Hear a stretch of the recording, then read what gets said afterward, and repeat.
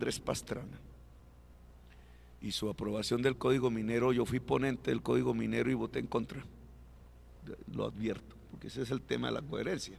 El país en ese momento no estaba pendiente de esa situación, pero lo advierto, yo allí, siendo un joven congresista y siendo ponente, entre otros, de ese Código Minero de Andrés Pastrana, advertí que llevar al país por el camino de extraer minerales y no de profundizar la producción en la agricultura y la industria nos llevaba a un nivel de inestabilidad y de pérdida de puestos de trabajo. Es lo que ha ocurrido. El 60%, hoy podemos evaluarlo con tranquilidad, el 60% de Colombia, de la gente, no está en los circuitos económicos, propiamente dicho, sino que se rebusca. Y esos ingresos de rebusque son inferiores al salario mínimo. El 60% de la población colombiana no recibe salarios, recibe ingresos, pero son ingresos de rebusque, de lo que hace en la calle, etcétera. Ustedes lo ven todos los días en las ciudades y en el campo. Eso no es capitalismo, si lo quieren poner en términos, eso no es producción o es una producción de muy bajo nivel tecnológico. Es el producto de la economía extractivista, porque los grandes ingresos del Estado se reciben es producto de exportar petróleo y carbón. Y trata el Estado de repartir eso, muy al estilo venezolano, en subsidios, familias en acción. Andan por ahí diciendo que voy a quitar familias en acción. No, no voy a quitar familias en acción, pero sí quiero ligarlo a incrementar la productividad en Colombia. O los reparten en casas gratis, sobre lo cual sustentaron toda una campaña presidencial, o se lo roban, que es lo que pasa en Venezuela y en Colombia, se roban los excedentes del petróleo y del carbón, y por eso ha hecho metástasis la corrupción, y por eso prácticamente buena parte de la política tradicional se convirtió en asociaciones para delinquir. La corrupción está ligada a esa economía extractivista, pero ese extractivismo tiene un efecto, no produce puestos de trabajo. Sí, una pregunta, doctor Petro. Sí. El Consejo Gremial, que genera cerca del 73% de los empleos en Colombia y cerca del 90 y tanto por ciento, 92% del PIB, no cree en sus propuestas. Y usted está hablando de una economía productiva más allá del petróleo, y el Consejo Gremial no tiene que ver con el petróleo. ¿Cómo reconciliar o cómo convencer a esa gente que hoy no cree en su campaña, que genera la mayoría del empleo en nuestro país y la mayoría del PIB, para que crea en lo suyo? Esa debe ser una plataforma de arranque. Sí, pero permítame acabar la respuesta. ¿Por qué considero que es negativa la economía esa de extraer cosas del subsuelo? No porque no se necesite, porque todos usamos cosas que en el fondo salen del subsuelo. Un celular tiene unos plásticos, unas cosas, pero lo importante del celular no es el plástico.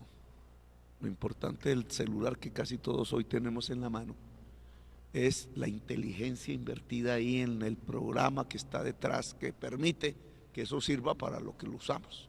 Es mucha inteligencia en una actividad productiva. Los países desarrollados lo son por esa cantidad de inteligencia invertida en la producción, no en la extracción. Y yo quiero llevar a Colombia hacia eso, hacia una economía productiva con intensidad de inteligencia. Es decir, una economía moderna en el siglo XXI. Ahora, esos cambios, claro, decirlo, al principio me dijeron populista. ¿Eso qué tiene de populismo? O sea, decir que es populista el que la economía moderna se centra en el trabajo cerebral. Doctor Gustavo, que por tanto la primera reforma grande en un gobierno es el de su sistema educativo.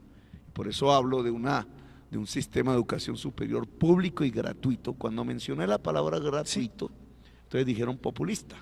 Doctor Gustavo, simplemente una precisión. Ahorita cuando usted decía que ningún país, pero muy breve para no entrar porque nos lleva todo un paper, dos modelos económicos que de pronto sí se han, digamos, desarrollado a partir del extractivismo, puede ser Noruega y Canadá. No. Que digamos Noruega y que Canadá se han fundamentado el desarrollo en en las minas. Noruega recientemente, porque encontraron petróleo allá en el Mar del Norte, y Canadá un poco más antes, desarrollan actividades extractivistas. Canadá en otros países tiene un gran conflicto interno en sus arenas bituminosas, se llama, porque la sociedad no quiere que saquen petróleo de allí por razones ecológicas fundamentales. Pero Canadá es fundamentalmente una sociedad productiva. Solo pasé ese, yo lo he hecho porque mi familia terminó exiliada allá, entonces conozco.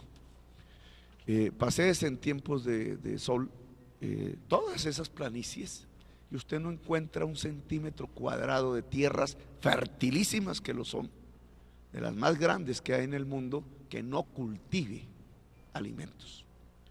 El principal de ellos, el maíz, de ahí es de que sale el cornflakes y todas estas cosas, igual que en Estados Unidos. Ellos no son tontos, ellos utilizan su tierra fértil para producir alimentos, y los granjeros, porque no hay latifundios, a pesar del tamaño que tiene ese país, que creo que es 10 veces o 20 veces más grande que Colombia, no tienen latifundios, tienen una clase media rural. Usted ve ese, yo no lo llamaríamos campesino, sino un granjero en su casa, que no tiene nada que envidiar a la clase media urbana, sus hijos en la universidad, sus redes llegándole a la casa, y usted lo ve copropietario de la industrialización de la producción de maíz, por ejemplo. Ese es el modelo que yo quiero para Colombia, en nuestras 15 millones de hectáreas fértiles, precisamente. ¿En América Latina hay algún país que tenga ese modelo que usted propone que esté funcionando? Sí, Uruguay. Uruguay tiene el sistema pensional que propongo en Colombia, que es el que llamamos pilares. Hoy se convirtió en un consenso, ¿no? Porque yo lo propuse en la campaña. El único que no ha dicho que lo apoya es Duque, pues de todos los candidatos que estábamos en ese momento, que Duque está más afín al modelo privado de cuentas de ahorro individual. Sí. Por eso los banqueros lo apoyan, y respondo su pregunta, que no se la respondí. Sí. ¿Por qué el Consejo Gremial apoya a Duque? Pues por intereses. Pero imbatiblemente los va a tener que necesitar ustedes, si generan el 73% del país. Pero vamos a poner un ejemplo concreto, el de los dueños de bancos. Sí. Y los fondos privados de pensiones, sí, o la banca pública. Dos temas que yo he propuesto: un cambio en el tema de los fondos privados y un fortalecimiento de la banca pública. Cuando yo digo fortalecer la banca pública, no estoy diciendo que voy a expropiar el banco privado, digo que voy a competir con los bancos privados por el ahorro, no cobrando comisiones financieras y tratando de llevar ese ahorro captado por la banca pública a donde está el gota a gota, para sacarlo, porque esa sí es una política profundamente antimafiosa. Gota a gota está sobre millones de colombianos, hasta en el centro de Bogotá. ¿Y de dónde va a sacar la plata para sostener un banco nacional más competitivo, que tenga mejores tasas de interés que los como todos los bancos actuales? Como todos los bancos. ¿Con préstamos internacionales? No, los bancos no viven de préstamos. Si vivieran de préstamos internacionales estarían quebrados. No, viven también mucho de sus negocios internacionales y de sus mesas de dinero, que son las que más rendimiento les dan. Puede hacerlo un banco público, pero ojo. Un banco público con esas propuestas no tendría esos rendimientos de afuera. Es que, a ver, mira, vamos a explicar un poco entonces el asunto, me disculpa. Sí, no, claro. Un banco, ¿qué es? Un intermediario entre el ahorro y el crédito, y su ganancia sale de la tasa de interés que paga por el ahorro y la tasa de interés más alta que cobra por el crédito. En Colombia esas tasas que llaman de intermediación son altísimas. Pero el problema en Colombia en la banca privada no es ese, sino que además la tercera parte de sus utilidades sale de cobrar servicios financieros. Cuando vas a un cajero y metes la tarjetica y sacas una parte de tu cuenta de ahorros, ahí te cobran. Resulta que ese cajero usa lo mismo que usa un celular, es información. Y el celular tú puedes ponerte en un Wi-Fi, en un sitio con Wi-Fi, y te sale gratis.